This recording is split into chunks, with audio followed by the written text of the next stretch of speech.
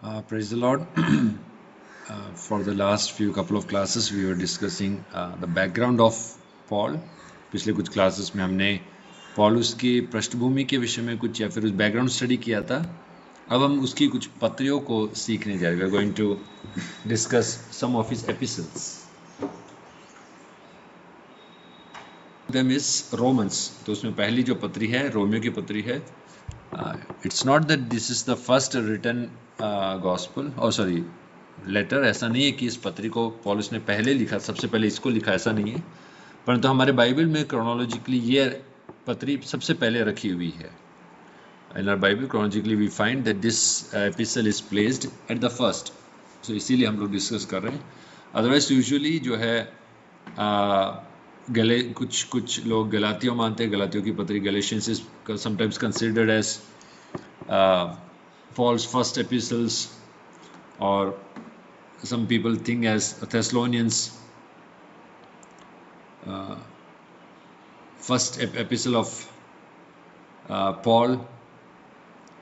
So chronologically it is not placed according to the time of or date of writing. तो उस समय के अनुसार नहीं है इस पत्री लिखी गई, बट एक ऑर्डर में रखा गया है, इसलिए हम लोग उसको डिस्कस करें. So the epistle to the Romans is considered as the most profound and systematic explanation of the gospel in the entire New Testament. Romeo की पत्री जब हम मनन करते हैं तो पाएंगे कि इसमें शुभ समाचार को, सुसमाचार को, प्रभु यीशु मसीह के शुभ समाचार को एक गहरे रूप से या और ढंग से या फिर एक तरीके से जो है वर्णन किया गया एक पत्री है. इस पत्री में सुसमाचार को बहुत ही गहराई से और बड़ी ही विवरण के साथ में इसमें देखने को मिलता है. It is the most comprehensive exposition of the gospel in the new testament. और ये सब बातों को, सुसमाचार की लगभग सारी बातों को सम्मिलित करने वाला एक पत्री है. इसमें डॉक्ट्रिन है, अर्थात जो है कुछ सिद्धांत है, एथिक्स है, नैतिकता है, मिशन है, ये सब भी इसमें देखने को मिलता है.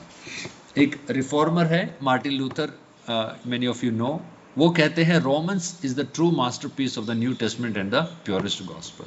नए नियम की वो एक सबसे श्रेष्ठ कृति के रूप में, मास्टरपीस के रूप में रोमियो की पत्री को मानते हैं, और शुभ समाचार भी, सुसमाचार भी इस पत्री को वो मानते हैं, ऐसा नाम वो देते हैं.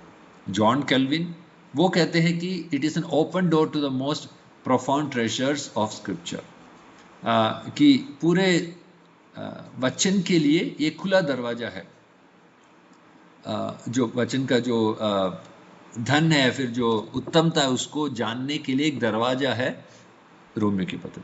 तो ये कुछ व्यूज थे कुछ स्कॉलर्स और रिफॉर्मर्स के, उन बातों को हमने देखा है. Through this letter Paul presents the righteousness of God revealed through faith in Jesus Christ, a revelation that reshaped not only the early church but the entire course of Christian theology. तो इसमें जो है पौलुस ने परमेश्वर की धार्मिकता को प्रकट करता है जो विश्वास, यीशु पर विश्वास करने से होती है. और इस प्रकाशन, इस दर्शन ने न सिर्फ पहली शताब्दी कलीसिया को, परंतु संपूर्ण मसीही धर्मशास्त्र को, मसीह इतिहास को भी प्रभावित किया है. कि पौलुस ऐसी धार्मिकता को बताता है जो विश्वास से होती है. Many call it Paul's masterpiece. बहुत इसे पौलुस की एक मास्टरपीस के रूप में जानते हैं, और इसको सबसे श्रेष्ठ पत्रियों में भी गिना जाता है.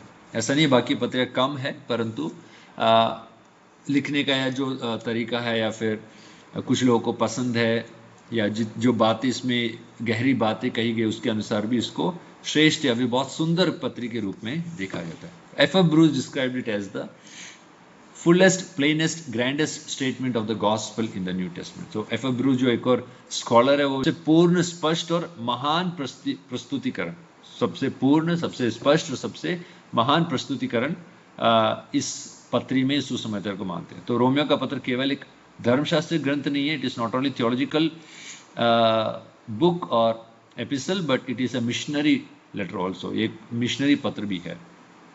तो पौलुस स्पेन जाने की तैयारी कर रहा था और वह चाहता था कि रोम की कलीसिया उसके सुसमाचार मिशन को समझे और उसमें सहभागी हो। So is welcoming the Roman church to be partner in his mission, उसके मिशन में सहभागी होने के लिए एक आह्वान भी देती है इस पत्र के द्वारा। सो अब इसका कुछ बैकग्राउंड स्टडी हम लोग देखेंगे, बेसिक बातों को देखेंगे। ऑथरशिप किसने लिखा है, इसमें ऐसा कोई भी तर्क नहीं है, सभी मानते हैं कि इस पत्र को लिखने वाला पौलुस ही है। और पौलुस की जो लिखने की शैली और शब्द और जिस रीति से वो रीजनिंग करता है, वाद विवाद करता है, और जिस प्रकार अपनी पत्रियों में वो मसीह केंद्रित पत्र लिखता है, वो सब हमें इस पत्री में देखने को मिलती है। ठीक है, और इतना ही नहीं, पहले वचन में अपने आप उस बात को अंगीकार भी किया गया है कि पौलुस जो परमेश्वर का, प्रभु यीशु का दास है, जो प्रेरित होने के लिए बुलाया गया, सुसमाचार के लिए अलग किया गया। ये सब बातों को भी हम इस पत्री में देख सकते हैं। पहली शताब्दी के जो पिता लोग हैं या चर्च फादर्स थे, कलीसिया के जो फादर्स थे, वो जैसे रोम के Clement, Ignatius, Polycarp, Oregon, Chrysostom, ये सब इन्होंने भी ऐसा माना है, अंगीकार किया है कि इस पत्री को लिखने वाला पौलुस ही था। ठीक है, ओके, हम उसमें डिटेल में नहीं जाएंगे, वो बात स्पष्ट है कि इस पत्र को लिखने वाला पौलुस है। अगला हम देखते हैं कि उसका डेट और place, when it was written, कब लिखा गया, कहाँ लिखा गया। So Romans was likely written around AD 57 to 58, लगभग एक डेट 57 से 58 ईस्वी को मानते हैं, near the end of Paul's third missionary journey. तो पौलुस की तीसरी मिशनरी यात्रा जब खत्म हो रही थी, उस समय जब वो कोरिंथ में था, उस समय से इस पत्र को लिखा गया है माना जाता है। कोरिंथ में रहकर पौलुस रोम की कलीसिया को ये पत्री लिखता है। He had just completed collecting offerings for the poor believers in Jerusalem and was preparing to visit Rome en route to Spain. उसने अभी जो है ऑफरिंग, दरिद्र जो यरूशलेम कलीसिया के जो दरिद्र विश्वासी है उनके लिए चंदा इकट्ठा किया था, जो मदद उन लोगों ने दिया तो उसको इकट्ठा किया था, और वो रोम स्पेन जाने के समय रोम से होकर गुजरना चाहता था। रोम के विश्वासियों से मिलकर, उनसे मुलाकात करके, संगति करके फिर आगे बढ़ने का वो मन को बताता है। So Paul entrusted the delivery of the letter to Phoebe, a deaconess of the church at Cenchreae. सो पौलुस जो है इस पत्री को फीबे को देता है, जो एक बहन है और कलीसिया के डीकनेस है। तो उस वचन को हम लोग पढ़ सकते हैं, रोमियो की पत्री 16 अध्याय उसका पहला वचन। मैं तुमसे फीबे के लिए, जो हमारी बहन और कंक्रिया की कलीसिया की सेवकाएं, विनती करता हूं कि तुम जैसा कि पवित्र लोगों को चाहिए उसे प्रभु में ग्रहण करो, और जिस किसी बात में उसको तुमसे प्रयोजन हो उसकी सहायता करो, क्योंकि वह भी बहुतों की वर्णन मेरी भी उपकारिणी हुई है। तो प्रॉब्ली ऐसा लगता है कि शायद पौलुस ने इस पत्री को पढ़कर सुनाने के लिए या फिर उसको बांटने के लिए फीबे को दिया था। यस, तो इस पत्र को लिखने वाला, उसको मदद करने वाले, जिसको एमेन्यूएंसिस भी कहते हैं इंग्लिश में, whom we call as amanuensis और स्क्राइब, वो टर्टियस था, राइट, जो अपना अभिवादन अंत में कहता है। यस, उसका 16:22, 16 का 22, मुझ पत्री के लिखने वाले तिर्तियुस का प्रभु में तुमको नमस्कार। गयुस को, जो मेरी और कलीसिया का पहुनाई करने वाला, उसका तुम्हें नमस्कार। इरास्तुस का, जो नगर का भंडारी है, और भाई क्वार्तुस का तुमको नमस्कार। तो कुछ लोग का अभिवादन लिखा है उसमें, जो जिसने पत्री को लिखने में मदद किया है पौलुस की, टर्टियस उसका नाम है, उसका भी अभिवादन देखने को मिलता है। आशा करते हैं क्लियर हुआ है।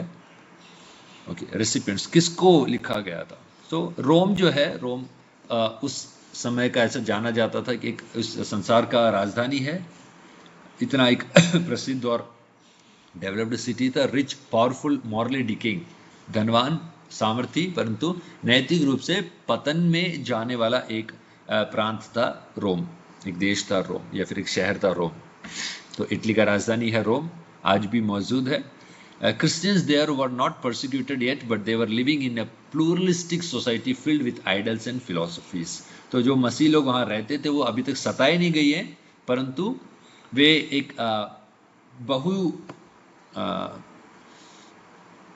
बहुत धर्म मानने वाले, बहुत धर्मों को मानने वाले, अनेक संप्रदायों से आने वाले ऐसे एक समाज में वो विश्वासी लोग रहते थे। तो वहाँ पर अन्य जातियों, अन्य आराधनाएं भी होती थी, अन्य विचारधाराएं भी वहाँ पर देखने को मिल सकती है।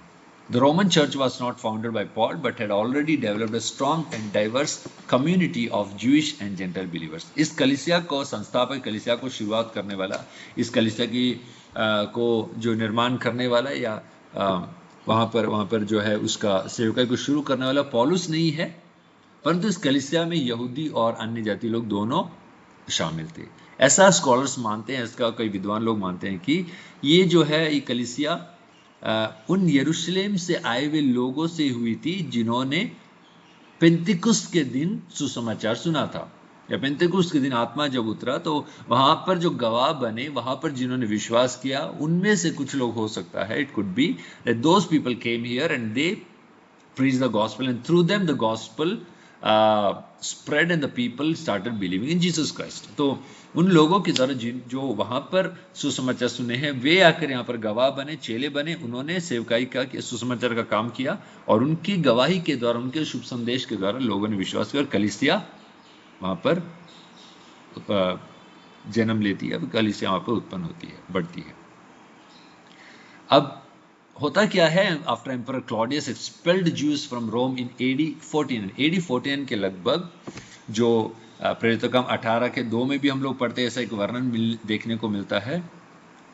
क्लोदियस एम्परर ने यहूदियों को जो है रोम से निकाल दिया था, रोम शहर से यहूदियों को बाहर कर दिया था। अब जब उनको बाहर कर दिया तो कलीसिया में अन्य जाति लोग अधिक हो गए थे, अन्य जाति लोग डोमिनेंट हो गए थे। When Jewish Christians later returned, tensions arose over the Mosaic law, circumcision and table fellowship. लेकिन जब वो सही हुआ, हालात सही हुए और ये यहूदी लोग वापस आए, यहूदी मसीह लोग वापस आए, तो अब टेंशन बढ़ रहा है, एक विवाद हो रहा है कि मूसा की नियमों को, व्यवस्था के ऊपर, सर्कमसिशन अर्थात खतने के ऊपर, टेबल फेलोशिप एक साथ मिलकर खाना खाने के ऊपर, इन सब बातों के ऊपर वहां पर एक आर्ग्यूमेंट या फिर एक टेंशन क्रिएट हो रहा है। क्या इन सबको बिना माने हम लोग जी सकते हैं, या क्या इनको मानना जरूरी है? इस प्रकार का एक सवाल और टेंशन वहां पर क्रिएट होता है। Paul had never been to this church yet he writes to clarify his understanding of the gospel. तो पौलुस कभी भी इस कलीसिया में गया नहीं है, परंतु वो इस पत्री को लिखता है, उसको मालूम पता चलता है कि ऐसी कलीसिया है और वहां पर ऐसी एक परेशानी उठ रही है, तो वो उस कलीसिया को संबोधित करते हुए इस पत्र को लिखता है, ताकि unite Jewish and Gentile believers who have different traditions. वो पहली बात तो सुसमाचार क्या है वो बताना चाहता है। दूसरा, यहूदी और अन्य जाति विश्वासियों को एक करना चाहता है जिनके अलग अलग रीति रिवाज थे। Prepare for future missionary support, उनको आगे की मिशन के सपोर्ट के लिए तैयार करता है। So Paul's letter seeks to reconcile these groups in the unity of faith. तो पौलुस का जो पत्र है इन लोगों को उस विश्वास में एक करने की मनसा से लिखता है, ताकि उनको वो सब उस विश्वास में सुसमाचार के द्वारा एक किए जाएं। तो यहूदी और अन्य जाति दोनों को संबोधित करते हुए लिखता है। आप उस पत्र को पढ़ेंगे तो उसे और भी व्यक्त रूप से समझ जाएंगे। ठीक है, पर्पस एंड ओकेजन, किस लिए लिखा और किस अवसर पर लिखा। कुछ अलग अलग पर्पस हो सकते, उद्देश्य हो सकते। पहला डॉक्ट्रिनल अर्थात सिद्धांत संबंधी, to provide systematic exposition of the gospel and demonstrate that righteousness comes through faith not by the law. तो सुढंग तरीके से, अच्छे व्यवस्थित रूप से जो सुसमाचार को वर्णन को प्रचार करना और ये दिखाना कि धार्मिकता विश्वास से आती है, व्यवस्था से नहीं। धार्मिकता या righteousness comes through faith not by law, व्यवस्था नहीं। तो यहाँ पर व्यवस्था का मतलब जो है ये कहना चाहता है कि कई कार्यों को करके, जैसे पुराने नियम में कई रीति रिवाज या फिर कस्टम्स होते थे, उनको करना पड़ता था और शायद एक विचार आ गया था कि वो ऐसा करने से एक व्यक्ति धर्मी ठहरता है। और पौलुस कहता है कि गॉड काउंट्स हिम और हर righteous who believes in his son, जो प्रभु उसके पुत्र प्रभु यीशु पर विश्वास करता वो धर्मी ठहराया जाता। तो विश्वास से है, हम कितना भी कुछ क्यों ना कर ले, जब तक हम विश्वास नहीं करेंगे नथिंग एल्स मैटर्स, कुछ भी मायने नहीं रखता है। दूसरा उद्देश्य हो पास्टरल, पासवानी एक उद्देश्य हो सकता है, to unify Jewish and Gentile believers under the same grace, यहूदी और अन्य जाति विश्वासियों को उस एक अनुग्रह में एक करने के लिए लिखा गया। तीसरा उद्देश्य हम देखते हैं मिशनरी, मिशन संबंधी एक उद्देश्य हो सकता है, to prepare the Roman church as a base for his planned westward mission to Spain. Rome की कलीसिया को जो है अपने आने वाले मिशन के लिए तैयार था, उस मिशन या सेवकाई के लिए भी उस रोम की कलीसिया को बेस बनाना चाहता है, वहां पर आकर रुके और वहां से फिर आगे को भेजा जाए, वो वहां पर लौट कर आ सके, इस प्रकार का एक बेस बनाना चाहता है उस रोम की कलीसिया को। तो वो एक मिशन के बारे में बताने के लिए भी लिखा गई एक पत्री है। तो 15 का 24 रोम्स 15 का 24 में, इसलिए जब स्पेन को जाऊंगा तो तुम्हारे पास होता हुआ जाऊंगा, क्योंकि मुझे आशा है कि उस यात्रा में तुमसे भेंट करूं, और जब तुम्हारी संगति से मेरा जी कुछ भर जाए तो तुम मुझे कुछ दूर आगे पहुंचा दो। ठीक है, परंतु अभी तो पवित्र लोगों की सेवा करने के लिए यरूशलेम को जाता, तो यरूशलेम जा रहा है उसको, और बाद में जो है स्पेन जाना चाहता है ताकि वहां पर सेवा करें, ये रोम के विश्वासियों से मिलकर आगे जा सके। चौथा रीजन है, क्यों क्या पर्पस है, अपोलोजेटिक, मतलब मसीह विश्वास को बचाव के लिए लिखने में, to defend the gospel against misunderstanding, जो सुसमाचार को गलत विचारधाराओं से बचाने के लिए लिखा गया है, specially that grace leads to moral license, यह विचार से बचाने के लिए कि कुछ लोग सोचते हैं अनुग्रह का अर्थ आप कुछ भी कर सकते हैं, अनुग्रह का मतलब पूरा छूट, आप कुछ भी करें, ऐसा कुछ लोग समझते थे। तो उस बात को सही करने के लिए, सुसमाचार का बचाव करने के लिए इस बात को लिखता है। रोमियो 6 के 1 में उस सवाल भी पूछता है कि ask one question, Roman chapter 6 verse 1, तो हम क्या कहें कि हम पाप करते रहे कि अनुग्रह बहुत हो, ऐसा क्वेश्चन एक सवाल पूछ रहा है कि पाप करते रहे कि अनुग्रह बहुत हो। तो अनुग्रह पाप करने के लिए नहीं है, grace is not to sin, grace is given so that we may remain aloof और अवे फ्रॉम सिन, हम लोग पाप से बचे रहे, we may live for God not for sin, हम पाप के लिए नहीं परंतु परमेश्वर के लिए जिए, इसलिए अनुग्रह दिया गया है। ठीक है, अगला हम देखने को मिलता है उसका स्ट्रक्चर या ओवरव्यू, एक ब्रीफ में वो क्या किस रीति से उसकी रूपरेखा को हम समझ सकते हैं। Romans is structured as a formal ancient letter with 3 main parts. रोमियो की लिखी गई पत्री को जैसे पहले औपचारिक रूप से पत्री लिखी जाती थी 3 भागों में, वो 3 भागों को हम लोग यहाँ देख सकते हैं। पहला परिचय, दूसरा उसका मुख्य भाग, और तीसरा जो अंतिम शब्द, ठीक है, वो यहाँ पर हमें देखने को मिलता है। इस पत्री को हम लोग we can divide in 2 parts. First, what God is done in Christ, मसीह में परमेश्वर ने क्या किया है, chapter 1 verse 18 to chapter 11 verse 36, 1 का 18 से 11 का 36। And second, instructions for Christian living, मसीह जीवन के लिए जो निर्देश दिए गए, chapter 12 verse 1 to chapter 15 verse 13, 12 का 1 से 15 का 13 में मसीह जीवन जीने के लिए कुछ एथिकल नैतिक बातों को बताया गया है, ताकि उस कलीसिया में नैतिकता हो और एकता बनी रहे।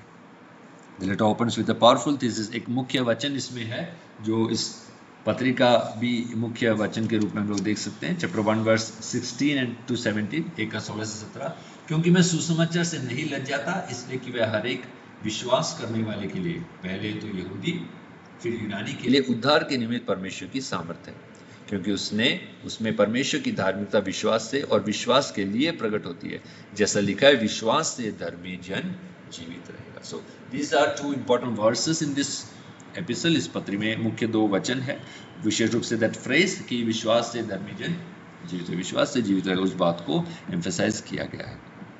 मुख्य बात है यहाँ पर, एक मुख्य थीम्स हम लोग देख रहे हैं, द राइचियसनेस ऑफ गॉड, परमेश्वर की धार्मिकता।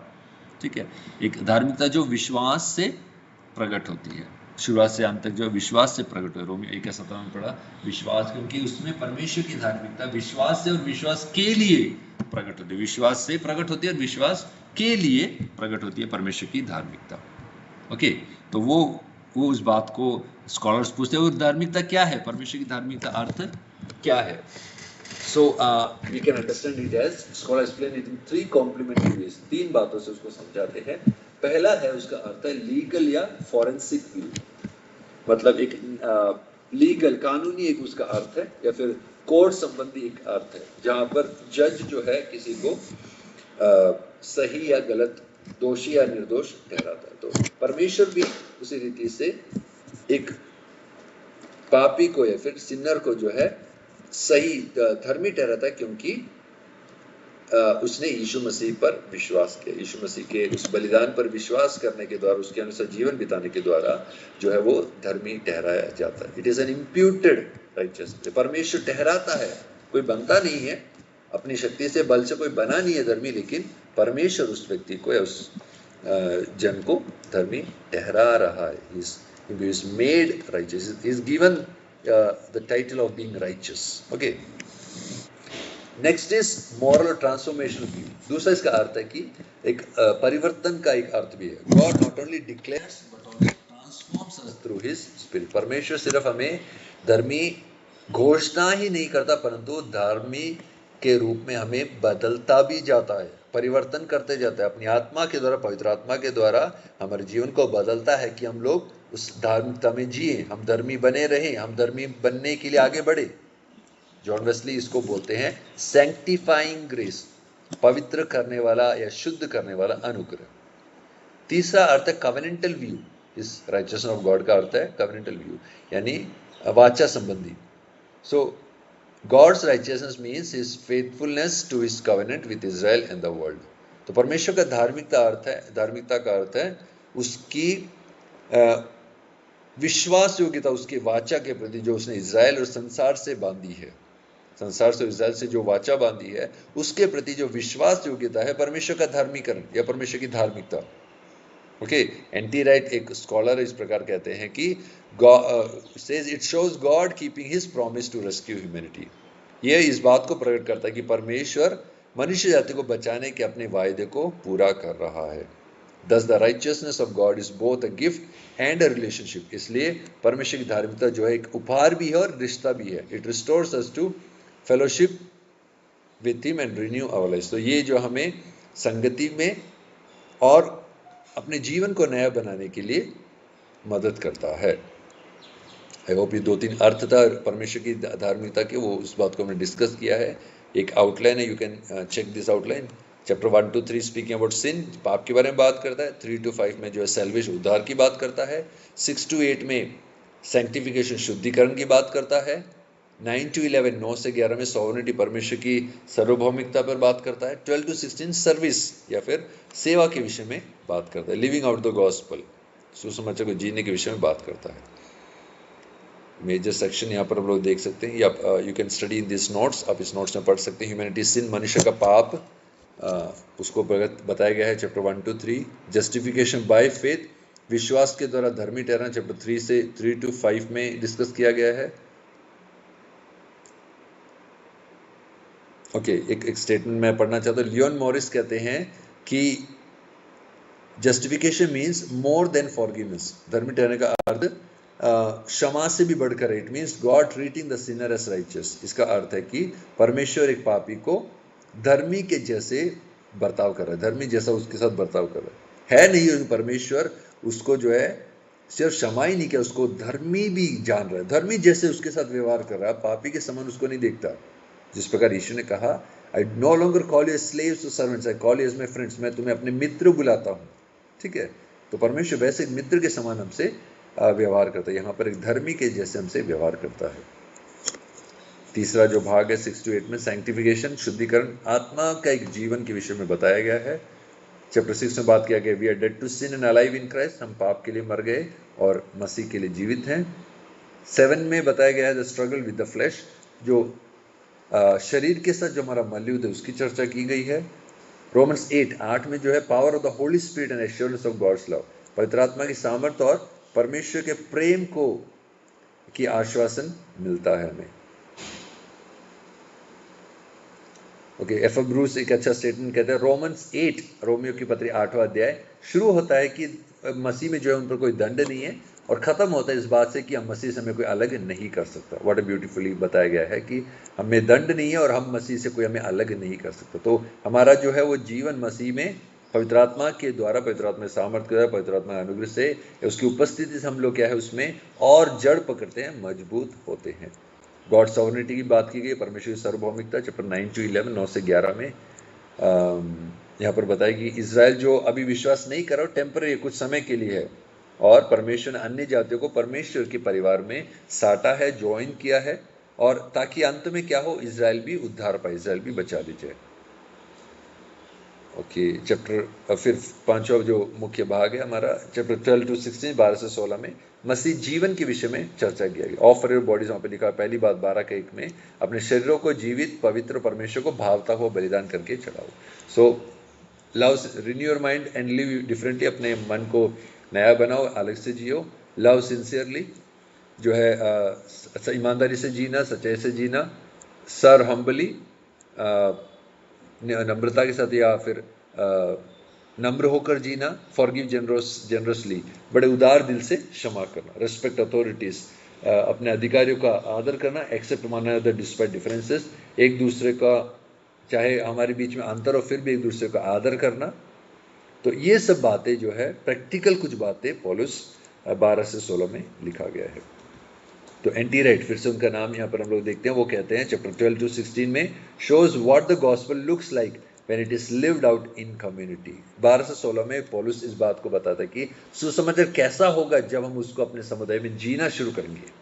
हमने पढ़ा, हमने सुना, हमने उसके बारे में चर्चा किया, तब तक वो काफ़ी नहीं है। Now it needs to be lived out, अब उसको जीना ज़रूरी है। और जब हम जीना शुरू करते हैं, वो कैसा समाज होगा, कैसा समय होगा, वो वहाँ पर चित्रित किया गया है। ओके, ये डॉक्ट्रिन्स आप लोग देख सकते हैं, मुख्य जो यहाँ पे सिद्धांत है, फिर शिक्षाएं हैं पाप के विषय में, धर्मी ठहराने के विषय में, अनुग्रह के विषय में, विश्वास के लिए, शुद्धिकरण के लिए, परमेश्वर सार्वभौमिकता, सर्विस, इन सब बातों के लिए कुछ मुख्य आयतों को बताया गया है। ठीक है, पॉलुस का क्या दर्शन है, थियोलॉजिकल विजन क्या है? The Paul's gospel message universal, सार्वभौमिक है, फॉर जू एंड जेंटाइल, यहूदी और अन्य जातियों के लिए, पुरुष और स्त्री के लिए, दास और आज़ाद लोगों के लिए। क्यों? वो कहता है कि कोई अंतर नहीं है, the same Lord is Lord of all, वही परमेश्वर सभी का प्रभु भी है। तो righteousness is God's way of making wrong things right through faith in Christ and by the power of the Spirit. Douglas Moo summarize Romans as the gospel reveals God's power to create a new humanity where sin once ruled। तो Douglas रू कहते हैं कि परमेश्वर की धार्मिकता का अर्थ है ऐसा एक संसार बनाना जहां पर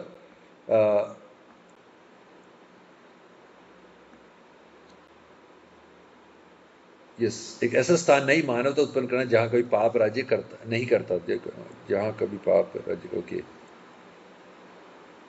ओके, जहां पाप राज्य करता था वहां पर एक नई मानवता को रचना परमेश्वर का सुसमाचार का अर्थ है, उसकी सामर्थ्य है। तो परमेश्वर इस पाप में संसार में एक ऐसा नया मानवता रच रहा है जो उसकी इच्छा के अनुसार जीएंगे, रोमियो 12 के 16 के अनुसार जी पाएंगे। ये उसका कुछ हिंदी नोट्स भी है, मैंने उसको हिंदी में भी कुछ एक्सप्लेन किया है। So I will send it in the notes also, मैं आपको ये नोट्स भेज दूंगा।